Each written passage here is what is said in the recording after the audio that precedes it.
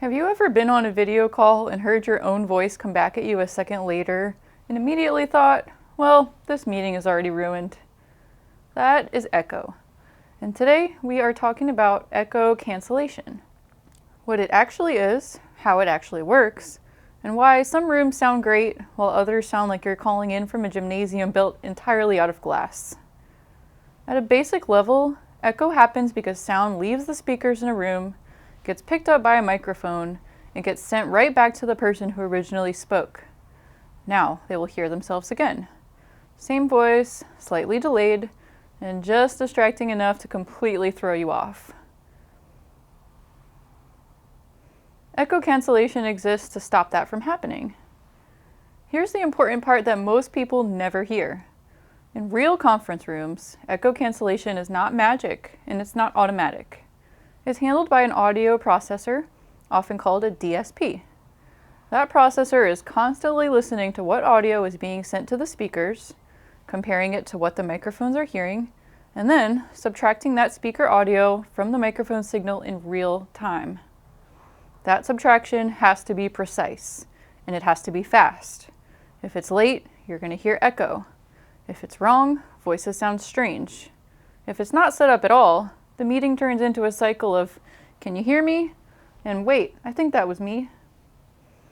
And this is where a big misconception comes in. Echo cancellation in professional systems has to be programmed. It's not just a checkbox that's on by default.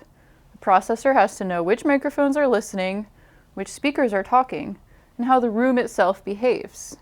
Walls, tables, ceilings, even where people sit, all play a role. Now, smaller systems like all-in-one meeting bars do make this easier.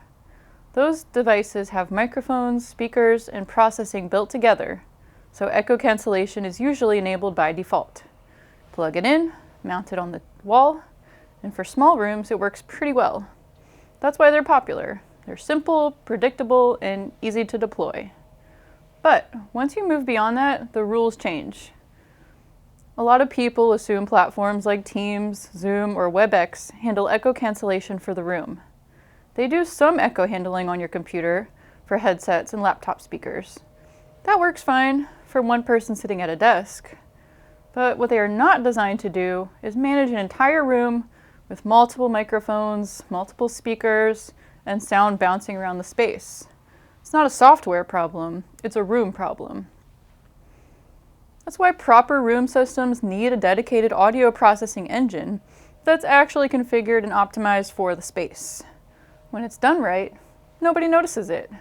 Conversations feel natural. No one hears themselves. No one scrambles the room for the mute button. When it's done wrong, everyone notices immediately, and somehow it's always during the most important meeting of the week. If this sounds familiar, or you're dealing with conference rooms that just don't sound right, head over to our website at 210solutions.com. Scroll down, fill out that contact form, and let us know what you're working with. Whether it's AV systems, conference rooms, or physical security in your facility, we're happy to help you make it work the way it should.